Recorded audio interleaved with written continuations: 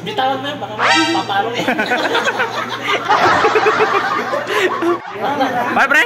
Paano pre? Uy, paano? Sino dahilan pag nag-resign siya? Sino dahilan? Ito, Joara? Joara. Ano sabi niya pre? Sabi niya. Wala akong sinasabi. Pagdating pa naman dito ng Ganito kasi titigil pa naman sa inyo, ano? resign na ako. Bakit nangyari siya? Magbuara kasi. Madaling, lagpas man.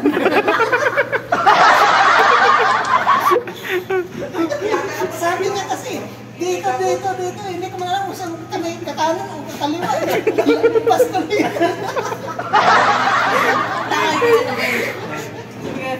Magkakanan ako dito, siguro, diretso nga tayo EDSA. Tingin ko, hindi nagsasalpo. Tingin ko nasa ilalim kami, nagpas kami doon pag-akit.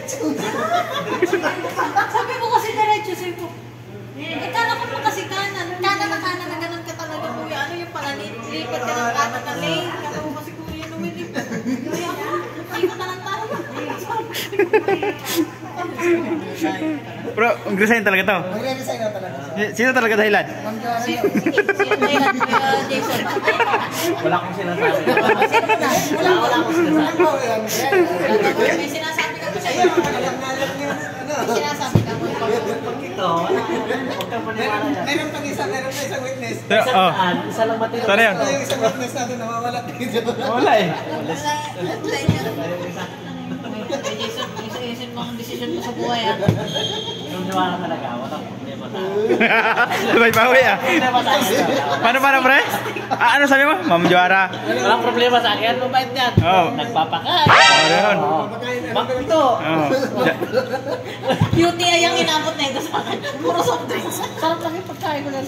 Kailangan na ba ako pag silang niwala eh. Ba't ganun labas mo nga pre? Yung siya dito. Ano sabi niya? May sinabi ka pala. Pero pag tayo na di pa rin may sinasabi. Bitawan mo yan, baka papalo eh. Bitawan mo yan, baka papalo eh.